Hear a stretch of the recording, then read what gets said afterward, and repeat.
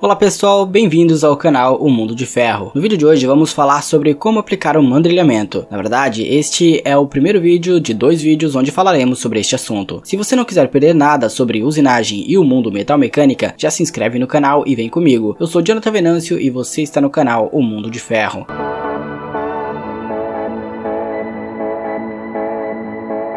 Bem-vindos ao canal O Mundo de Ferro. Antes de iniciar o vídeo, não se esquece de deixar o like. Vem comigo. Para obter um processo de mandrilhamento otimizado, há diversos fatores a serem considerados. O setup correto da ferramenta, a pastilha e os dados de corte devem ser cuidadosamente considerados para obter bom controle de cavacos. Certifique-se de seguir essas dicas para alcançar a boa qualidade da peça. Primeiramente, sobre setup estável da ferramenta de mandrilhar. A resistência à deflexão e as transmissões de torques são os fatores mais importantes ao se escolher um porta-ferramenta para operações de mandrilhamento. Para melhor estabilidade e qualidade do furo, use um sistema rígido ou um sistema modular para diâmetros pequenos. Lembre-se do seguinte: escolha o adaptador mais curto possível, escolha um adaptador o mais robusto possível. Se a redução for necessária, use a versão cônica se possível. Para longos balanços, aqueles superiores a 4 vezes o D, use adaptadores antivibratórios. E para longos balanços, certifique-se de que haja fixação rígida com contato da flange com o fuso, se possível, é claro. Um sistema modular para diâmetros pequenos proporciona excelente flexibilidade da ferramenta. É possível escolher uma ampla variedade de cabeças, adaptadores e hastes. Estoque de ferramentas reduzidos com ferramentas padronizadas que minimiza o tempo de máquinas paradas. E é adequado para operações de mandrilhamento que requerem longo alcance, como em centros de usinagem grandes na faixa de diâmetro de 1 a 36 mm, bolsões profundos porque oferecem